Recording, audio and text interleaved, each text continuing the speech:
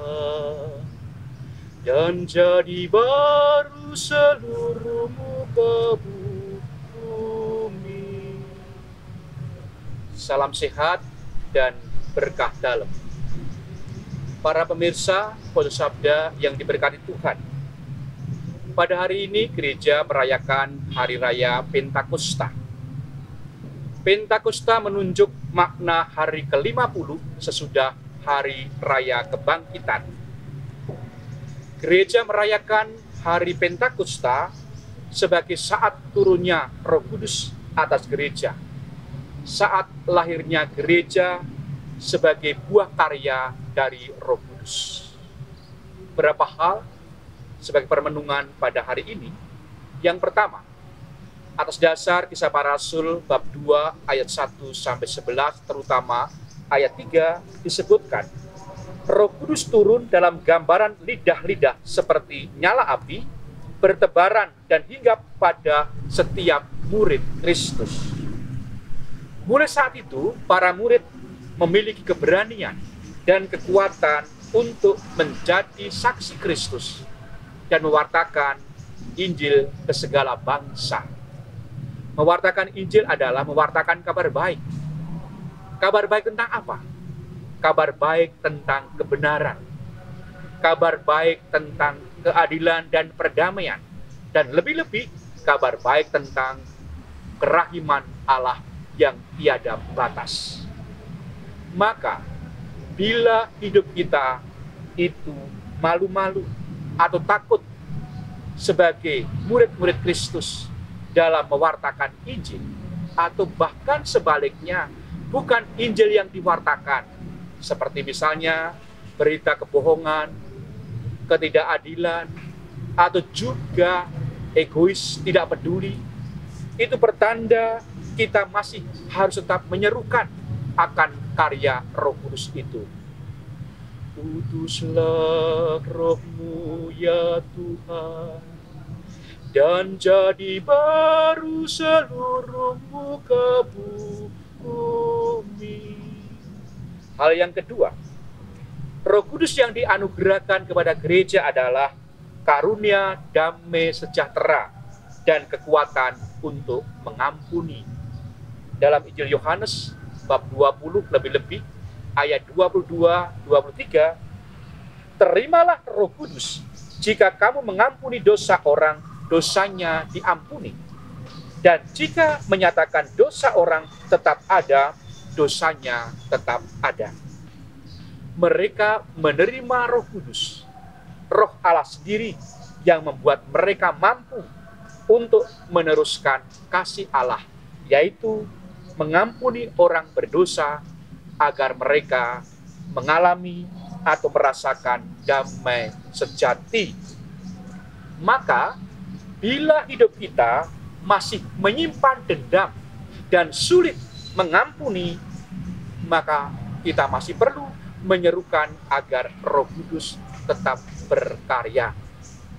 Utuslah Roh-Mu ya Tuhan, dan jadi baru seluruh muka bumi.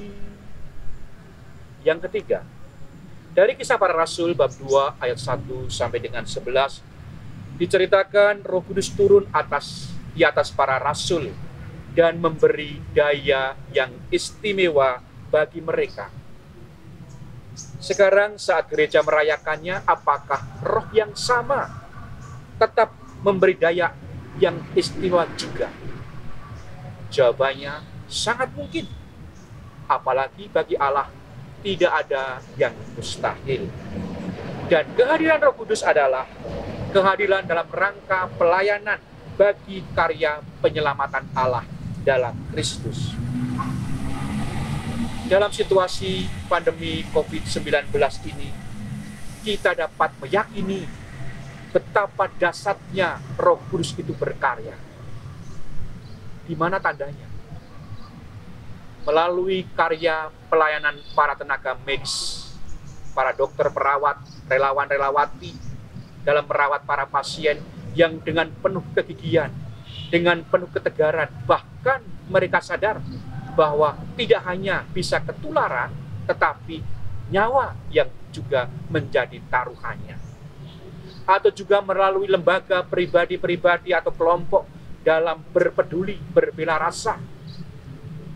Bahkan juga tidak hanya orang tua, anak-anak pun juga bisa menjadi media karya Roh Kudus. Saya masih ingat ada seorang anak umur 9 tahun namanya Muhammad Hafiz. Bagaimana uang tabungannya yang disimpan di dalam kaleng biskuit disumbangkan untuk kepentingan pembelian APD yang rencana untuk membantu kakaknya bila mana menikah, yang kurang lebih berjumlah Rp453.500. Disinilah Roh Kudus berkarya. Tetapi apakah Roh Kudus berkarya mesti tampak dalam sebuah pemberian-pemberian? Tidak juga. Roh Kudus juga berkarya ditandakan ketika umat dan masyarakat begitu disiplin dalam menjalankan instruksi pemerintah dalam upaya pencegahan virus corona ini menular melalui apa yang namanya physical distancing, cuci tangan dengan sabun dalam air mengalir, tinggal di rumah, kalau keluar rumah pergi menggunakan masker, dan juga tidak mudik. Ini juga karya Roh Kudus. Namun tidak bisa dipungkiri, masih ada yang justru memanfaatkan situasi keprihatinan ini, entah yang namanya dengan memberikan warta kebohongan, atau berlaku tidak adil, egois, dan semaunya sendiri. Kalau begitu, yang berkarya bukan Roh Kudus, tetapi roh kuda. Maka, saudari-saudaraku, para pemirsa Pojok Sabda, dengan begitu kita yakin bahwa Roh Kudus berkarya, tetapi tetap masih kita menyerukan agar tetap berkarya.